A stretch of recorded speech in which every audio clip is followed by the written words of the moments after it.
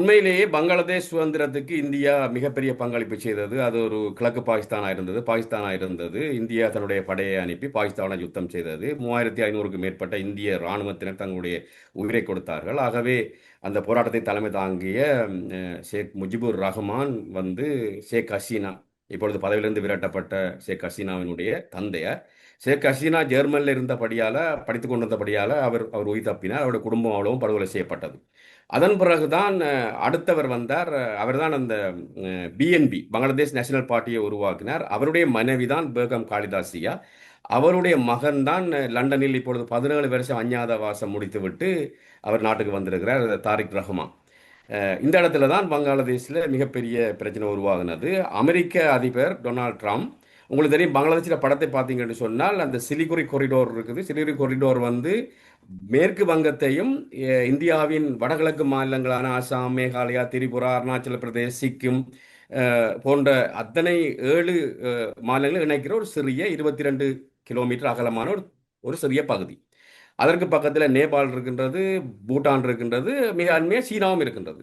ஆகவே அதற்கு ஊடாகத்தான் இந்தியா தன்னுடைய வடகிழக்கு மாகாணங்களை அடைகின்றது. அதே நேரம் பங்களாதேஷில் ஒரு நீளமான பகுதி, கடற்கரை பகுதி, அது சிட்டகாங், கோக் பஜார், ரெண்டு பெரிய பிரதேசங்கள் இருக்கின்றன. இது பெரும்பாலான பகுதிகள் இந்தியாவுடைய வடகிழக்கு மாநிலங்கள் இணைந்து ஒரு பகுதி மியான்மரோட இருக்கின்றது.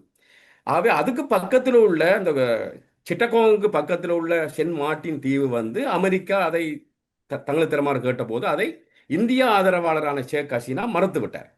அந்த கோபத்தில் தான் உங்களுக்கு தெரியும், ஜூனூஸ் ஹிலரி கிளின்டனோட நெருக்கமானவர், அமெரிக்காவுக்கு நெருக்கமானவர், நோபல் பரிசு பெற்றவர்.